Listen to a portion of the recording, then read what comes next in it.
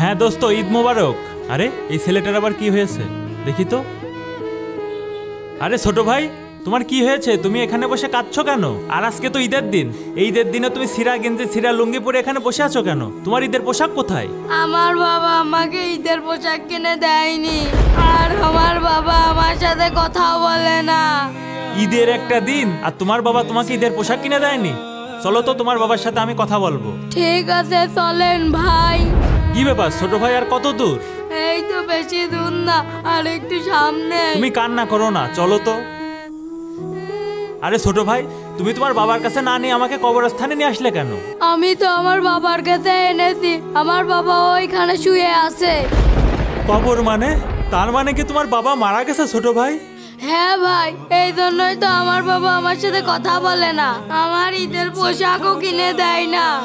বন্ধুরা, তোমাদের বাবা বেঁচে থাকলে ভিডিওটিতে বাবা লিখে একটি কমেন্ট করে দাও আর চ্যানেলটি সাবস্ক্রাইব করো। সবাইকে ঈদ মোবারক।